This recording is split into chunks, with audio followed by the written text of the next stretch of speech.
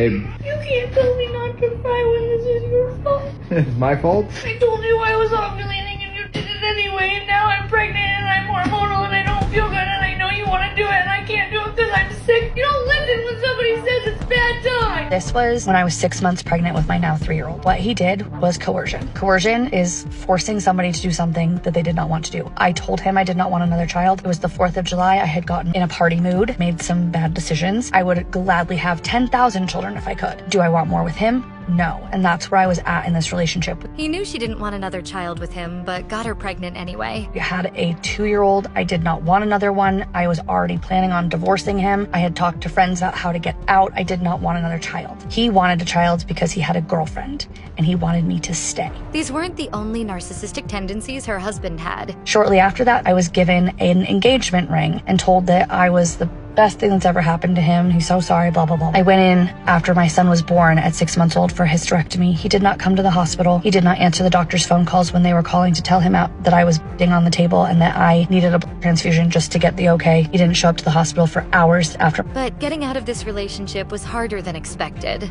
I was still married to him. I still had to live with this man. My children were still in the same home with him. I was treading very lightly. It has taken me 3 years to gain the confidence to speak out about coercion. You can be harmed in multiple ways. It's not just physical, it's emotional. I want other women to realize that they can get out. There are support systems. There are people who help you pick up the pieces. I promise you can do better if you are in this situation. I didn't believe it. I didn't want to leave. I had every excuse in the book. Please listen to your gut, ladies, and get out. Now she's speaking out to help other women stuck in coercive relationships. He used to call me the narcissist. Even after the diagnosis, he used to call me the narcissist. I was the one who was always trying to start the fight. I was always the one overreacting. I was always the one who couldn't handle the money. It was always me. And then he would get mad when I would get mad. Don't blame me for my reactions to your reactions. Here's what she has to warn every woman about. They will convince you that you are incapable.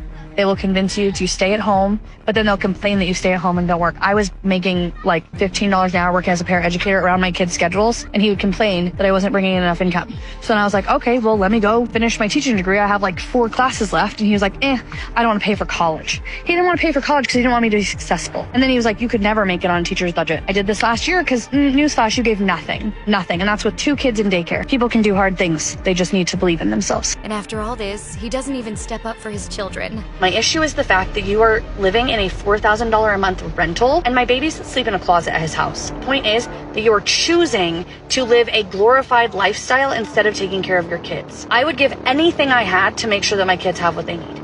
Anything. I would eat ramen for myself just to make sure my kids had steak on their birthday.